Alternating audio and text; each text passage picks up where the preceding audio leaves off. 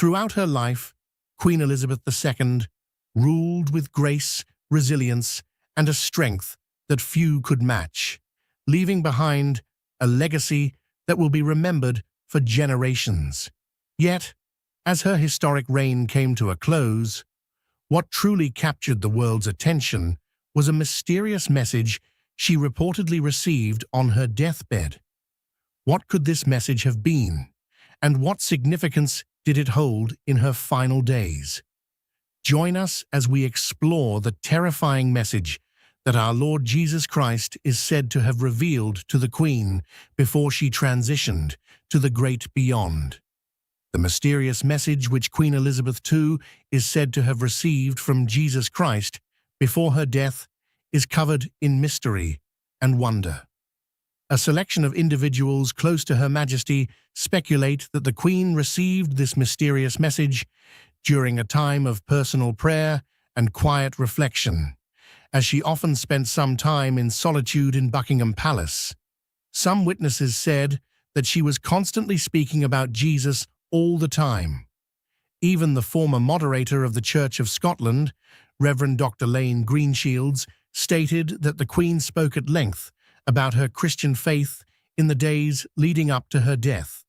She was said to have reflected on the influence of her father's faith on her life, the relationship she had with Scotland, and particularly her obsession with the Balmoral estate, where she felt very much at peace in her last days. Everyone in the palace agreed that her last days were filled significantly with mystery.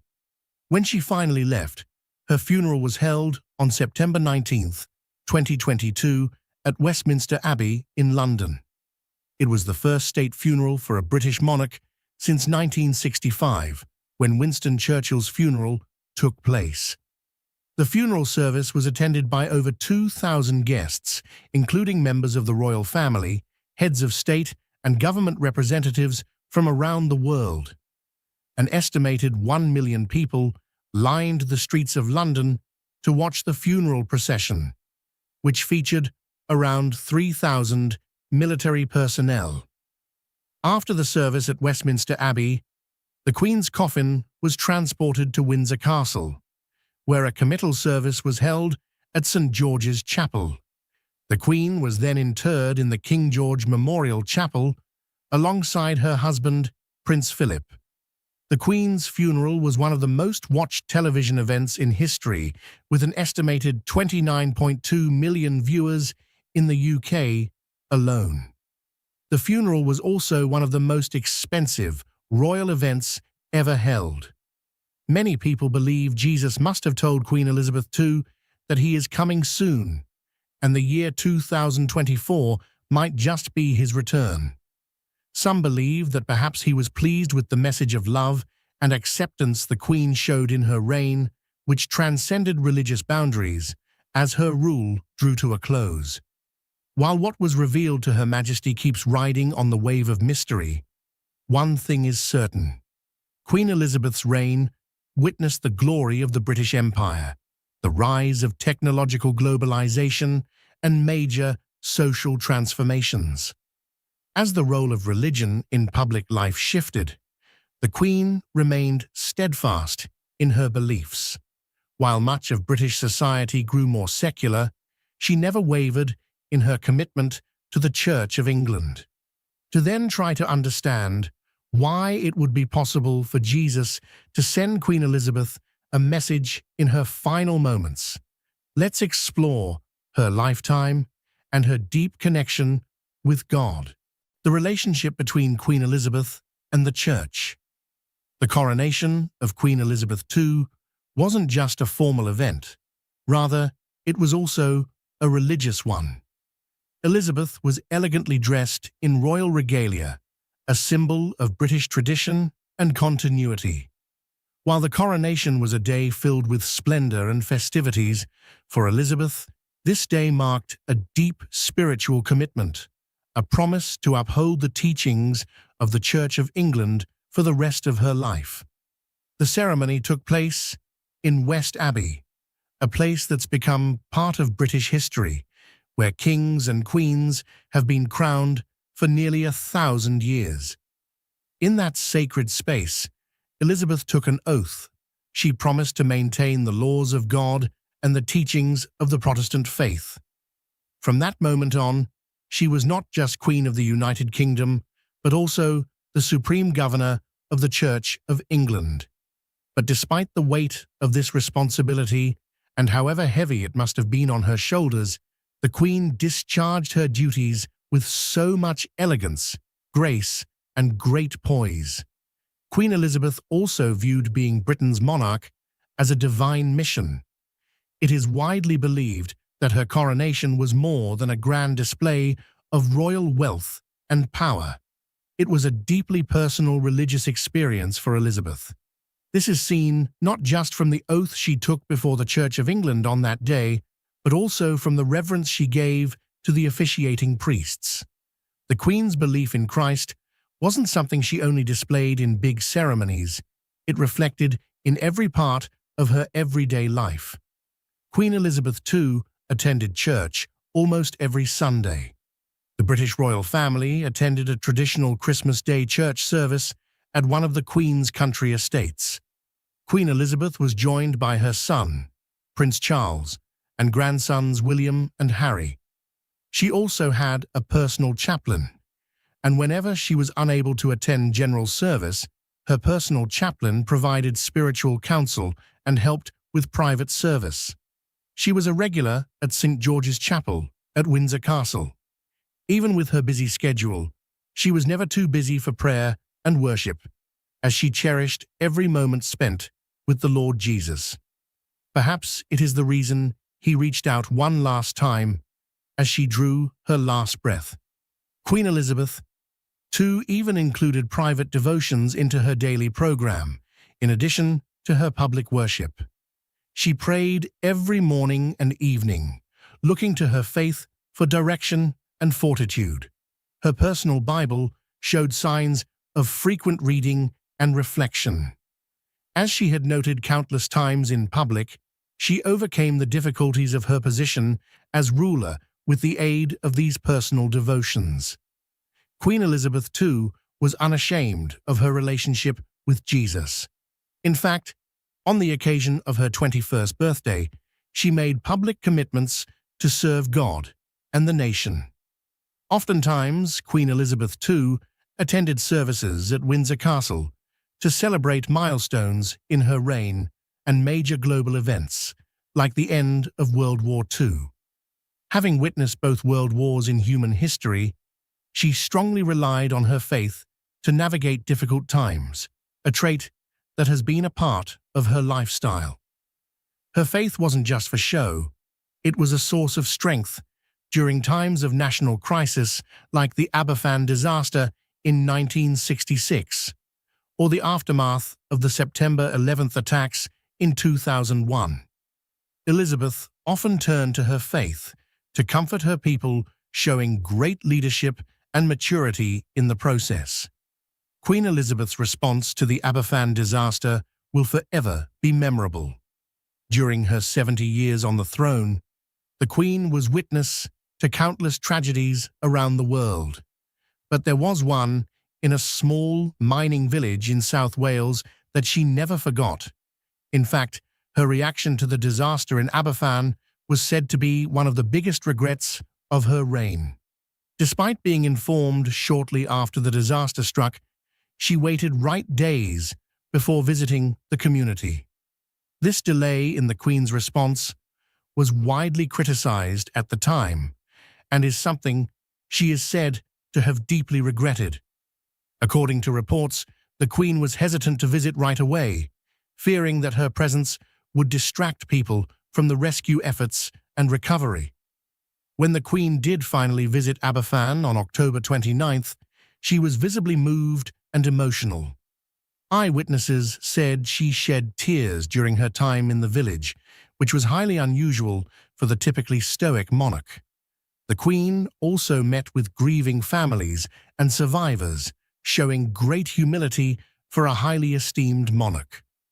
She was handed a bouquet of flowers by a young girl with the heartbreaking inscription "From the remaining children of Aberfan." This moment had a profound impact on the Queen. and she is said to have remembered it vividly for the rest of her life. Queen Elizabeth II never hid her source of inspiration from the public. She often described the life of Jesus Christ as an inspiration and an anchor in her life, and demonstrated just that in her approach to the Aberfan disaster and several other internal and socio-political traumas she had to navigate, including the death of her daughter-in-law, Lady Diana, whom she loved so dearly. She saw the Lord Jesus as a role model who stretched out his hands in love, acceptance, and healing. Another important part of the Queen's way of life was the way she respected everyone's opinion and decisions. And although she always spoke about her faith and assessed situations by it, she never imposed any restrictions on others or judged others for their decisions. According to her, Christ's life had taught her to seek to respect and value all people of whatever faith or none. She had an inclusive approach to life, pointing to Jesus as an inspiration for people of all beliefs and saying that his love is a universal commodity. She also believed that those who follow him must understand this as well in their dealings with others. Queen Elizabeth II recognized the importance of religious diversity in the United Kingdom, and as such, she made efforts to engage with and support other faiths, including visiting mosques, synagogues, and temples during her travels. The late Queen also spoke of her personal accountability before God and how she desired for people to feel the power of God's love. The teachings of Jesus Christ were foundational to her life and her reign, showing just how deeply she valued her connection to God for her. It wasn't just about fulfilling her role as a monarch, it was about staying true to herself and her beliefs. Meanwhile, some people would argue that the Queen's devotion to the gospel of Christ was a result of her upbringing. How true is this? The formative years of Queen Elizabeth. Elizabeth was born in Mayfair, London, during the reign of her paternal grandfather, King George V. She was the first child of the Duke and Duchess of York, later King George VI, and Queen Elizabeth, the Queen Mother. Her father acceded to the throne in 1936 upon the abdication of his brother Edward VII, making the 10-year-old Princess Elizabeth the heir presumptive. She was educated privately at home and began to undertake public duties during the Second World War, serving in the Auxiliary Territorial Service. Queen Elizabeth II's faith as a Christian has been significantly shaped by both her upbringing within the royal family and the influence of her father, King George VI, on her religious beliefs. As a member of the British monarchy, she was exposed to the traditions and customs of the Church of England from a young age, fostering a strong foundation in Christian values and principles. However, it was her father's own deep faith and commitment to God that played a major role in nurturing her spiritual journey. King George VI was known for his devout Christian beliefs and his dedication to his faith. He was a regular attendee of church services and actively engaged in religious practices, setting an example for his daughter, Princess Elizabeth, to follow. Growing up in such an environment, she witnessed firsthand the importance of faith in her father's life and how it guided him in his duties as king and as a man of integrity. The influence of King George VI on Queen Elizabeth II's faith can be seen in various aspects of her life and reign. Their shared commitment to the Anglican Church created a strong bond between them, with religion serving as a source of unity and support within the royal family. The king's emphasis on duty, service, and moral responsibility left a lasting impression on his daughter, instilling in her a sense of purpose and calling that would shape her reign as queen. The coronation of Queen Elizabeth II in 1953 following the death of her father was a poignant moment that reflected the continuity of their shared faith and values. Taking the coronation oath to uphold the Protestant Reformed religion established by law reaffirmed her commitment to the Church of England, a commitment that was influenced by her father's legacy of faith and service. The presence of religious symbols and rituals during the coronation ceremony underscored the deep spiritual significance of the occasion and reinforced the importance of faith in the monarch's role. Throughout her reign, Queen Elizabeth II has maintained a close connection to her Christian faith, drawing strength and guidance from her upbringing and the lessons imparted by her father. Her frequent attendance at church services, participation in religious ceremonies, and support for charitable causes within the Christian community reflect her ongoing commitment to her faith and her desire to fulfill her role as defender of the faith. In November 1947, she married Philip Mountbatten, a former prince of Greece and Denmark. Their marriage lasted 73 years until his death in 2021. They had 4 children: Charles, Anne, Andrew, and Edward.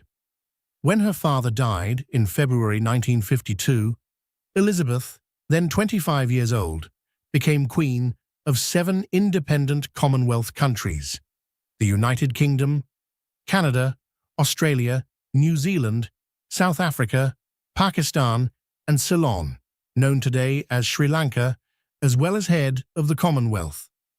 Elizabeth reigned as a constitutional monarchy through major political changes, such as the Troubles in Northern Ireland.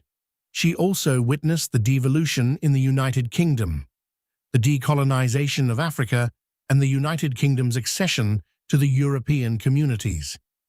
The years of her reign in colonies, however, varied over time as territories gained independence and some colonies became republics. As queen, Elizabeth was served by more than 170 prime ministers across her jurisdictions. Her many historic visits and meetings included state visits to China in 1986, to Russia in 1994, and to the Republic of Ireland in 2011. She also had meetings with 5 popes and 14 U.S. presidents. She lived a memorable life, which saw her witnessing her coronation in 1953 and the celebrations of her silver, golden, diamond, and platinum jubilees in 1977, 2002, 2012, and 2022, respectively. Although she faced occasional Republican sentiment and media criticism of her family, particularly after the breakdowns of her children's marriages and the death in 1997 of her former daughter-in-law, Diana, support for the monarchy in the United Kingdom remained consistently high throughout her lifetime. Her personal popularity was also on the high side. Elizabeth died at the age of 96 at Balmoral Castle and was succeeded by her eldest son, Charles II. Meanwhile, looking at the life lived by Queen Elizabeth II, one thing remains unclear. She reigned at a time where world politics were filled with iniquities and darkness. Yet she kept her crown, but most importantly, she remained in true service to God. What does it take to hold on to faith when the world around you is moving in the opposite direction? Let us explore Queen Elizabeth's enduring legacy in a few minutes. Queen Elizabeth's enduring legacy. The late Queen handled the challenge of modernity with grace and class, often balancing tradition and modernity in an age when the monarchy's relevance was increasingly questioned. It was clearer than rainwater and glaring to even the blind that she continued to apply her faith into her public and private life, ensuring it stayed a cornerstone of her reign. Even when it was glaring to the British populace that the Church of England was battling with a decline in attendance and debates over modern issues like equality and abortion rights were gaining prominence, Queen Elizabeth remained a force that held things together. she continued to endorse the importance of Christianity, while significantly respecting the diverse, multicultural society Britain had become. She never openly condemned anybody or any sexual, moral, or religious orientation. This balancing act wasn't always easy. For example, the question of whether the Church of England should allow female bishops was a significant issue during her reign. Meanwhile, the Church of England had been down this road before. In November 2012, it was an unspoken general consensus that enough people in the general card would vote in favor of women bishops. But in the end, they were narrowly defeated, as the supreme governor of the Church, Queen Elizabeth, had to navigate these changes carefully, showing respect for the evolving beliefs within her church, while also staying true to her own convictions. She had her own beliefs about the issue, but she claimed she suspended it to reach a compromise. Her steady walk of faith possibly gave her the wisdom to handle such delicate matters with diplomacy and grace. Also, her ability to keep faith at the center of her life, even as the world around her changed, speaks to the depth of her convictions. This wasn't just about upholding a family tradition, but living her life in accordance with her values, no matter the circumstances. As we reflect on Queen Elizabeth's life, it is clear that her faith was not just a personal matter, but a public one deeply intertwined with her role as a monarch. One of her greatest achievements was her ability to modernize the monarchy without losing its essence, by staying true to her religious convictions while embracing social change. She demonstrated that tradition and progress don't have to be at war. It is widely believed that the not-so-new King Charles would also have to navigate a similarly complex landscape, and the Queen Elizabeth's example will no doubt serve as a guide. Again, her legacy is also a reminder of the power of faith in leadership. In a world often dominated by politics and power struggles, she showed that a leader could still be guided by moral and spiritual values. Her faith was her quiet source of strength. She never forced it upon others, but it was always present, influencing her decisions and her demeanor. As the world continues to evolve, Elizabeth's reign will be remembered as a time when the monarchy maintained its dignity and relevance. In a rapidly changing world, her faith would remain a central part of that legacy, offering a blueprint for how future leaders might integrate their personal beliefs with their public roles. But now the question on everyone's mind is, after the death of Queen Elizabeth II, how is the British monarchy faring? The aftermath of Queen Elizabeth's death. In the immediate aftermath of Queen Elizabeth II's death, Prince Charles, as the heir apparent, assumed a more prominent role in representing the monarchy and carrying out official duties. As the Prince of Wales and the eldest son of the late Queen, Prince Charles had been preparing for his future role as king and had already established himself as a champion of various charitable causes and initiatives. The transition of power from Queen Elizabeth II to Prince Charles marked a significant moment of change for the British monarchy. Years after Elizabeth's death, and while the institution itself remains deeply rooted in tradition and history, there are discussions about potential modernizations and reforms that could be implemented under the new reign. More so, questions about the relevance of the monarchy in the 21st century, the role of the royal family in a rapidly changing world, and the need to adapt to evolving social norms and expectations are being raised. People are wondering what the constitutional role of the monarchy is in a democratic society. Critics argue that the hereditary nature of the monarchy conflicts with democratic principles, as the monarch's position is based on birthright, rather than merit or popular support. Some question whether a system that assigns power and privilege based on lineage is compatible with the ideals of equality and meritocracy that are valued in contemporary society. Another talking point is the cost of monarchy to the average taxpayer. Critics argue that the royal family's funding from the public purse is an outdated institutional burden. This is said to be a legacy that places a financial burden on taxpayers, especially during times of economic hardship and austerity measures. Supporters, on the other hand, argue that the monarchy brings in tourism revenue and serves as a symbol of national pride and continuity. What are your thoughts on Queen Elizabeth II and her reign? What's it really like inside Buckingham Palace? For Princess Anne, the experience was not always as glamorous as it seems. While the palace represents royal grandeur, for Anne, it was often a place of tension, loneliness, and frustration. In her recent emotional farewell, she offered a rare glimpse into her life behind the palace walls, shattering the illusion of royal perfection. What she revealed about her time there might surprise you, and it's not the fairy tale life that the world imagines. Anne's perspective provides a new understanding of what it means to live under the shadow of the monarchy, offering a candid look at the struggles that many royals face but seldom speak about. Anne didn't hold back in her reflections, revealing that the life of luxury associated with Buckingham Palace often came at the cost of personal freedom.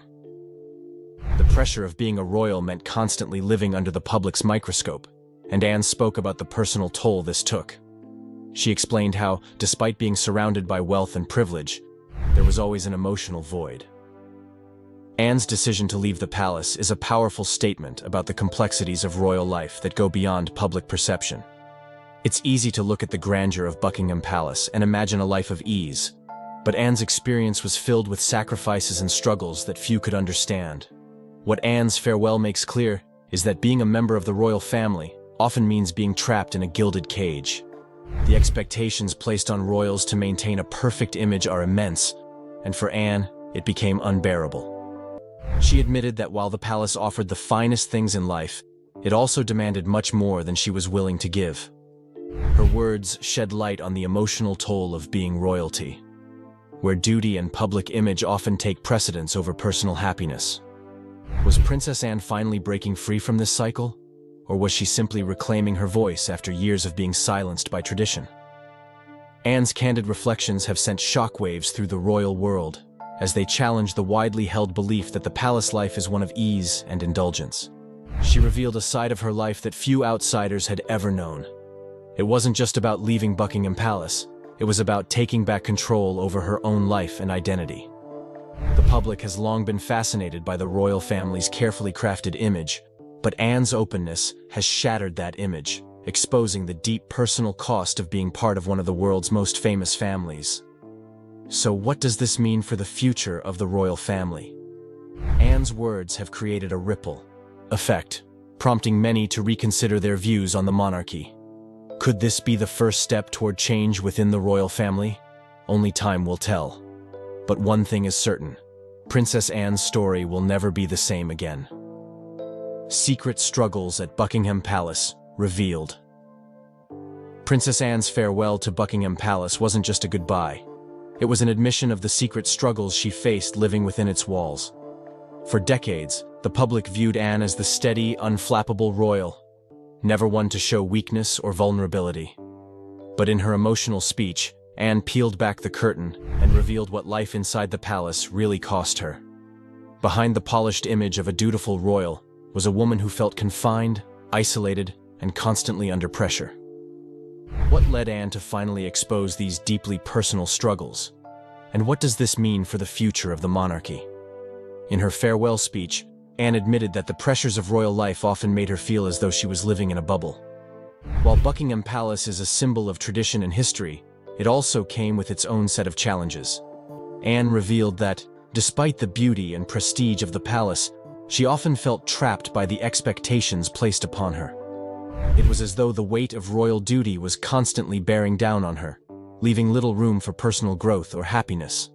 The isolation Anne felt within the palace walls was palpable, and for the first time, she allowed the world to see this vulnerable side of her.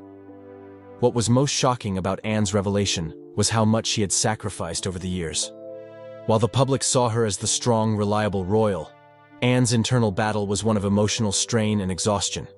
She spoke openly about the loneliness she faced, despite being surrounded by family and staff. Buckingham Palace, which was supposed to be her home, often felt more like a prison. In revealing this, Anne shattered the perception that royals have everything they could ever want. Her truth opens up a new conversation about the hidden emotional toll of being a royal. Anne's emotional speech also highlighted the immense pressure that comes with being part of the royal family. She shared that the constant scrutiny, the public's expectations, and the need to maintain a perfect image were all-consuming. But despite all of this, Anne confessed that there was a part of her that always longed for a simpler life, one where she could live without the weight of the monarchy hanging over her. Anne's farewell was a deeply personal reflection on the sacrifices she had made and the toll it had taken on her over the years. In sharing her struggles, Princess Anne has opened the door to a deeper understanding of what it means to live as a member of the royal family. Her decision to finally speak out is a courageous step that may inspire others within the monarchy to also share their truths. What will this mean for the future of the royal family? Only time will tell, but Princess Anne's revelations have already begun to shift the conversation in ways no one could have anticipated. Why could this change royal history? Princess Anne's decision to leave Buckingham Palace is one that will undoubtedly echo through royal history. But why did she make this unprecedented move? And what does it mean for the monarchy's future? In her farewell speech, Anne made it clear that her decision wasn't just about seeking peace. It was about challenging the very structure of the monarchy itself. For the first time in history, a royal of Princess Anne's stature is questioning the monarchy's traditional values and its grip on her life. This bombshell announcement could reshape the future of the royal family in ways that no one expected. Princess Anne's departure is far from a simple exit. It's a symbolic act of defiance. For decades, the monarchy has been built on a foundation of tradition, duty, and control. But Anne's decision suggests that the royals may not be as invincible as they once seemed. Anne's words struck a nerve, as they called into question the very system that has governed the royal family for centuries. Could this be the beginning of a larger movement within the monarchy to modernize and adapt to the changing times? If Princess Anne's exit is any indication, the royal family might soon face an existential crisis that could force it to evolve or risk losing its relevance. The implications of Anne's decision are far-reaching. For years, the royal family has been seen as an institution that is above reproach.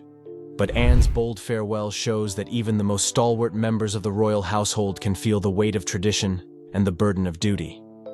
What does this mean for the future of the monarchy? Could we see more royals speaking out or stepping away from their royal roles in the future? Princess Anne's farewell has opened the floodgates for a larger conversation about the role of the monarchy in modern society. As the world digests Anne's shocking announcement, it's clear that the monarchy is at a crossroads. Will Princess Anne's decision to leave Buckingham Palace inspire a new era for the royal family, one that embraces change and transparency? Or will it serve as a reminder of the challenges and struggles that even royals face when living in the public eye? Only time will reveal what comes next, but one thing is certain. Princess Anne's decision will forever alter the course of royal history. The Hidden Princess. Anne's emotional departure from Buckingham Palace has sent shockwaves through the royal family. But behind her heartfelt farewell lies a hidden truth that the public has never known. Until now. Anne's decision wasn't just about leaving a building. It was about leaving behind a system that had long dictated her life. Her words uncovered the raw emotions that have been building for years, offering an inside look into what life inside Buckingham Palace is really like. Was Anne's decision driven by personal dissatisfaction, or was there something more at play? This shocking revelation challenges everything we thought we knew about royal life. In her speech, Anne confessed that her decision to leave was a long time coming. Despite being a respected member of the royal family, she had always felt like an outsider in her own home. Buckingham Palace, despite its grandeur, had become a place where Anne felt increasingly isolated and disconnected. Her words hinted that the palace had long been a symbol of duty and sacrifice, but not of personal happiness. Could it be that Anne's emotional departure is a statement against the monarchy's rigid structure? If so, what does this mean for other royals who may feel similarly trapped by tradition? Anne's farewell marks a turning point in how we view the royal family's internal dynamics. While the world may have thought of Anne as the dutiful royal who followed the rules, her words have shown us a woman who is ready to break free from the expectations placed upon her. This is not just a story about a royal departure. It's a story about reclaiming one's life and identity in the face of overwhelming pressure. As Princess Anne steps away from Buckingham Palace, she leaves behind a legacy that could change the way we view royalty forever. So, what does this mean for the future of the royal family? Anne's decision to leave has created a ripple effect that will be felt for generations. Her willingness to speak out and take control of her own destiny may inspire others within the monarchy to do the same. Will we see more royals breaking away from their roles, or is Princess Anne's departure a one-time act of defiance? Only time will tell. But one thing is for sure. Princess Anne's farewell will go down in history as one of the most surprising and impactful moments in royal history. What this means for the royal family. Princess Anne's departure from Buckingham Palace is not just a personal moment, it's a symbol of a much deeper shift within the royal family.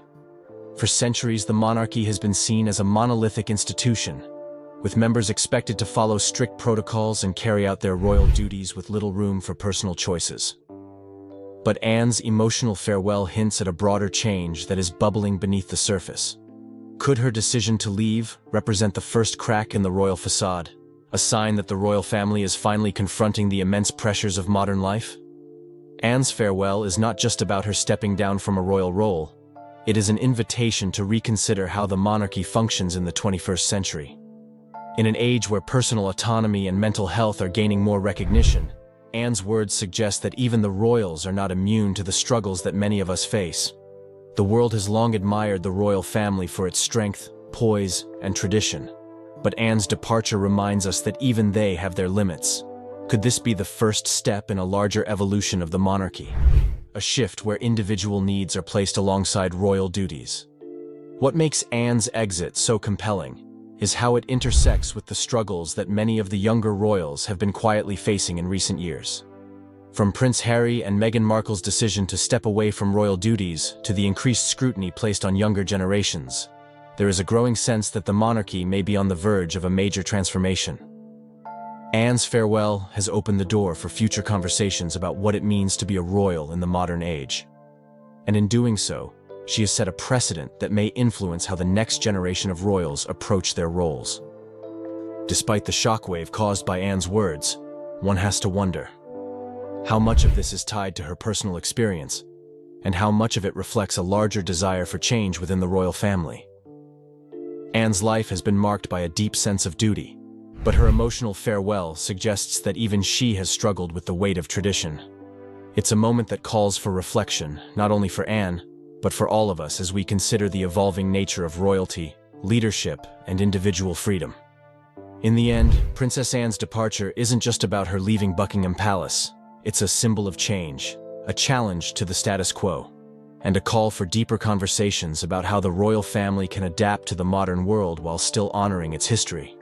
The future of the monarchy is in flux, and Anne's bold decision may have been the catalyst that sparks a much-needed dialogue about the personal lives of royals and their ability to forge their own paths. Princess Anne's emotional farewell to Buckingham Palace has left an indelible mark on the royal family's history. Her decision to step away is a powerful statement that challenges the very foundation of royal life as we know it. But what does it mean for the future of the monarchy? Will other royals follow in her footsteps, or is this a unique moment of defiance that will forever change how we see the family? As the royal world processes Anne's shocking words, one thing is clear: the monarchy will never be the same again. Do you think Princess Anne's decision will inspire other royals to break free from tradition? Or will the royal family close ranks and continue with business as usual? Let us know your thoughts in the comments below. If you enjoyed this explosive look into Princess Anne's life and the royal family's internal struggles, Don't forget to hit the like button, share this video, and subscribe for more eye-opening royal revelations. You won't want to miss the next story. We have more shocking updates coming soon. Can't mimic voices for love or money. I'm completely hopeless at it. I was the only one, so I think she carved her own role.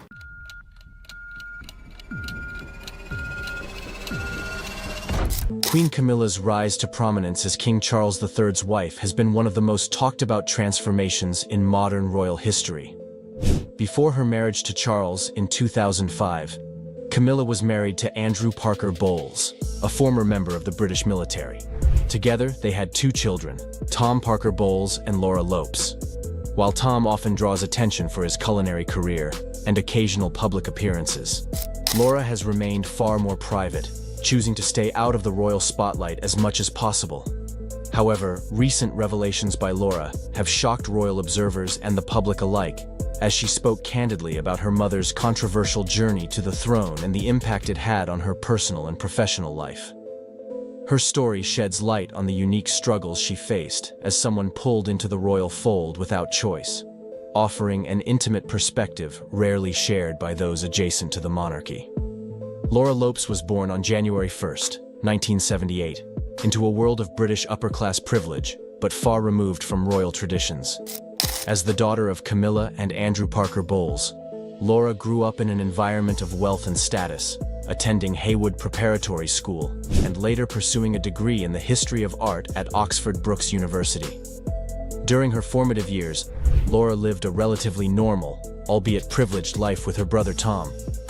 However, even during her childhood, the whispers and rumors surrounding her mother's relationship with Charles began to seep into her reality.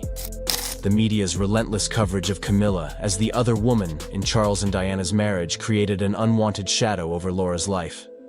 Friends, teachers, and even strangers would make assumptions about her based solely on her mother's public image. For a young girl trying to understand the complexities of relationships and trust, these experiences forced her to mature quickly. Laura has described her formative years as turbulent, marked by a deep tension between her mother's devotion to family and the public perception of her as a villain. The divorce of her parents in 1995, fueled by years of rumors about Camilla's affair with Charles, was another difficult chapter for Laura. Though shielded from the media as much as possible, she couldn't escape the indirect effects of the public scrutiny that engulfed her family. Yet through it all, Laura maintained a strong bond with her mother. She admired Camilla's ability to remain composed and resilient, even when she was one of the most criticized figures in the British press. When Camilla married Charles in 2005, Laura's life changed dramatically. Unlike Prince William and Prince Harry, who were born into royalty and grew up under the spotlight, Laura was thrust into the royal world as an adult. This abrupt transition was far from easy. While her mother embraced her new role as Duchess of Cornwall, Laura found herself struggling to reconcile her private life with the expectations of her new royal connections. Attending public events with her mother and stepfather brought an overwhelming amount of attention she never sought. She often felt out of place, especially during high-profile events where royal protocols clashed with her desire to remain in the background. One of the most fascinating aspects of Laura's story is her relationship with her stepbrothers, Prince William and Prince Harry. Their interactions have been described as polite, but distant. It is no secret that William and Harry have struggled with their father's relationship with Camilla. Both princes have spoken openly about the pain caused by their parents' divorce and Charles's affair, which undoubtedly created a natural barrier between them and Laura. According to reports, heated arguments occasionally broke out between Laura and William in the early years after Camilla and Charles's marriage. William, feeling protective of his late mother, Princess Diana, would sometimes criticize Camilla, blaming her for his mother's unhappiness. Laura, fiercely loyal to her own mother, would push back, arguing that Charles's actions had caused just as much difficulty for her family. These disagreements highlight how both William and Laura coped with the emotional fallout of their parents' past, but from very different perspectives. Despite these tensions, Laura has largely avoided engaging in any public disputes. Unlike Harry, who has been vocal about his grievances with the royal family, Laura has chosen to stay silent, focusing on her own life and career. However, The release of Harry's memoir, Spare, reignited old wounds.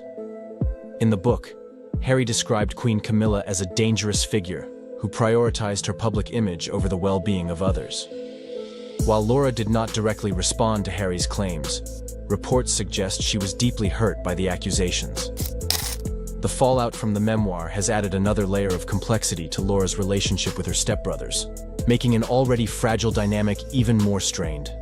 Professionally, Laura has built an impressive career as an art gallerist, establishing her independence from the royal family. She worked at prestigious institutions, including the Peggy Guggenheim Collection in Venice, and later co-founded 11 Gallery in London, which focuses on promoting emerging artists. Her work in the art world has allowed her to carve out her own identity, separate from her royal connections. Friends describe Laura as independent, grounded, and uninterested in the trappings of royalty. Even after her mother became queen consort, Laura continued to prioritize her career and family, avoiding the spotlight whenever possible. In her personal life, Laura has also sought stability and privacy. She married Harry Lopes, a former model and chartered accountant, in 2006. Their wedding, held at St. Cyriac's Church in Wiltshire, was attended by members of both the Parker Bowles and royal families. Laura's choice of Anna Valentine to design her wedding dress, a nod to the same designer who created Camilla's bridal gown for her marriage to Charles, highlighted her quiet connection to her mother. Together, Laura and Harry have 3 children, Eliza, and twin boys Gus and Lewis. Laura has been fiercely protective of her children, determined to give them as normal an upbringing as possible. While Eliza briefly entered the public eye as a bridesmaid at Prince William and Kate Middleton's wedding in 2011, Laura has largely kept her family away from royal events. Her focus has been on creating a grounded and private life for her children, free from the pressures of their royal connections. Despite her efforts to remain private, Laura's ties to the royal family inevitably draw her into the public eye from time to time. She has attended significant events, including the coronation of King Charles III and Queen Camilla in 2023, where her twin sons served as pages of honor. The boys' participation was a poignant moment, symbolizing the blending of Camilla's old and new family. Yet, even on such occasions, Laura's discomfort with public attention is apparent. Insiders note that while she fulfills her duties gracefully, she often remains on the periphery, avoiding unnecessary interactions with key royal figures. Laura's relationship with her mother is one of the most compelling aspects of her story. While she deeply admires Camilla's resilience and ability to overcome public criticism, Laura has also acknowledged the challenges their family faced as a result of Camilla's role in Charles's life. Camilla's decision to fully embrace her royal duties created a sense of distance between mother and daughter, depriving them of the simpler, more private moments they once shared. Yet, through it all, their bond remains strong. Laura has been described as one of Camilla's closest confidants, a voice of reason and support during difficult times. Royal insiders even claim that Laura is the only person Camilla truly fears, highlighting the depth of their relationship and the mutual respect they share. The media's relentless focus on Laura has been a source of frustration for her. Every significant event in her life, from her marriage to the births of her children, has been closely scrutinized by the British press. Laura has expressed frustration that her achievements are often overshadowed by her mother's history and the controversies surrounding the royal family. She has worked tirelessly to build a life defined by her own merits, but her connection to Queen Camilla and King Charles III continues to complicate her efforts to remain private. Adding to her challenges, Laura's professional ventures have not always been smooth. Her fashion boutique, Mojo & McCoy, which she co-founded with friends, recently closed after facing difficulties in the retail industry. The boutique, located in Hungerford, was initially seen as a promising business, stocking high-end brands and catering to the affluent local community. However, despite Laura's best efforts, the store struggled to stay afloat. Reports suggest that Laura may seek advice from King Charles before embarking on a new business venture, as she has been impressed by his ability to navigate tough situations. This acknowledgement of Charles's guidance highlights the evolving dynamic between Laura and her stepfather, as well as her willingness to lean on him for support when needed. Laura's future remains a subject of speculation. While rumors occasionally surface about the possibility of her and her brother Tom receiving royal titles, both have firmly denied such claims. Laura has made it clear that she has no interest in becoming a public figure or taking on formal royal duties. Instead, she continues to focus on her family, her art career, and her desire to lead a life that is as normal and private as possible. Yet, as the daughter of Queen Camilla, Laura's attempts to separate herself from the royal family may never fully succeed. Her presence at key events and her role as a supportive daughter and mother ensure that she will always remain connected to the monarchy in some way.